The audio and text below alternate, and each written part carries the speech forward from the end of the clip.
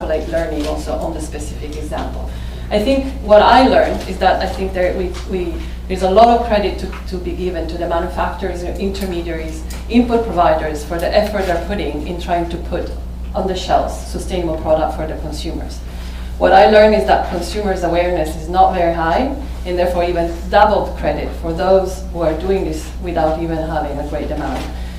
One day, hopefully, when policymakers also will participate in this story and raise the bar for also consumers and increase awareness, maybe we will have more demand. But even more credit for doing all this effort without really having so much consumer pressure. So as I said, a lot of solutions, and each of you actually knows that you're working on this every day, that there are challenges, it's not easy, and that's also, I think, is the message. And not to be negative, but also to make sure that people know that it's not that simple. Go on and manage your suppliers. And many of you mentioned the word partnerships, collaborations, and many of you are from IUCN or are partners of IUCN, and I think this is a great opportunity to establish the collaborations. There are many members that work in the field, and this is an opportunity to really work in the field together to make this happen. But talking about the field, I think that we had an opportunity to having somebody that is one of those suppliers that listens to all these demands every day. And we thought it was a great opportunity to hear from his voice what is their experience from that side. So I'd like to welcome our colleague from Colombia. Thank you, Julia. Thank you. Juan Carlos. Hi, thank you. My name is Juan Carlos Ardila.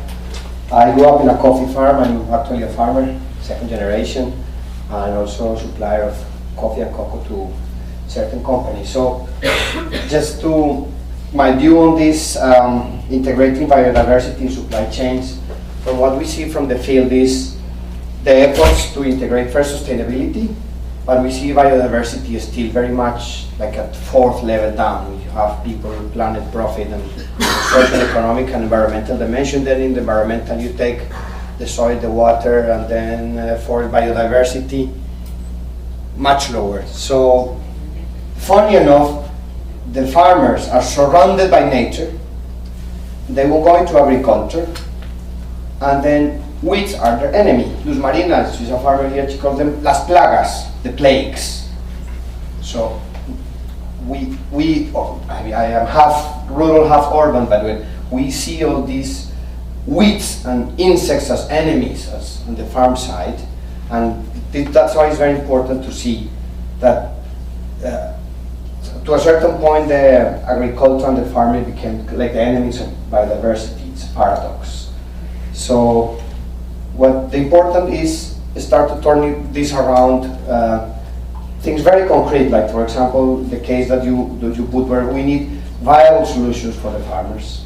We need applied knowledge. We need to build bottom-up solutions that are feasible, because what happened in the previous year, this is already past from what I see, is that, okay, we have on the one side the activists of the environmental conservation, like taking a very fundamental approach, and on the other side, my father considers that the shade blocks the sun, and the sun is productivity, and productivity is money. He says we leaves I don't pay to the bank. It's funny, he's a farmer, he's the guardian of the nature, but he's against it. So this is a joke, probably you've heard about the Dutchman that went to Switzerland and cut his vacations because, I said, what happened? I said, the mountains were blocking the view. So, exactly, the shade blocks the sun, he says. We stop this, yeah, sorry. And then, there's a change of mentality already that I see from that side, at least. He still thinks like that, he's half persuaded. I am second generation, I'm fully persuaded that we need the shade, that the trees are not the enemy for coffee farming, because he grew up in the green revolution of the 80s, and then he wants to push productivity to extreme. I came 1 week ago from Peru. They turned their coffee growing into organic 95%. The rust came. They cannot fertilize with chemicals. They cannot use plaguicides. There's going to be a major catastrophe. This was the 5th country in production, and in 3 years it will disappear. And they're turning into low grades, low quality, and the buyers are abandoning them because of that. So we need convergence, we need harmony, we need applied knowledge, we need more awareness at the farmer level industry is key, is fundamental, because for us farmers, they decide their viable point, provided they consult us and look at our point of view. We're discussing after environment will be social, and then what is best practice. We need to look at the farmer point of view, but I'm glad that there's already convergence between industry, farming, institutions to get this done, so at the end the planet wins and the people too. Thank you. Thank you very much. Thank you very much for coming, and enjoy the rest of the conference. Thank you. Thank you so much for Really? teaching. No, for teaching us. no. Thank you.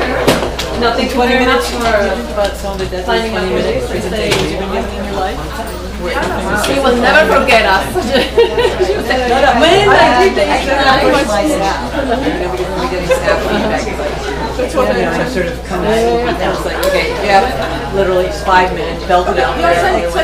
I sent you on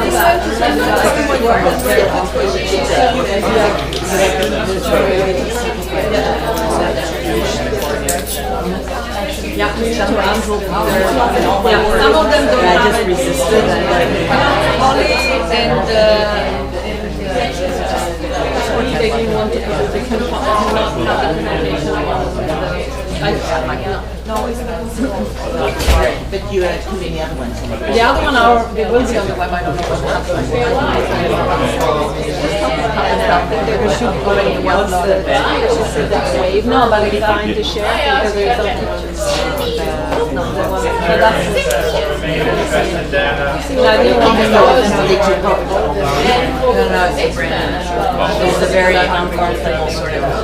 You know, it's not the way the community normally want their information presented. So I had to say, listen, I mean, it's a new thing. It's called Ignite, our kind of corporate communicator. So that's what it's about. It's not about what's this stuff is on the Puma website. I mean, the whole thing is on the Puma website. We have no proprietary nothing. It's all on the Puma website. Website to relate to the workshop today on their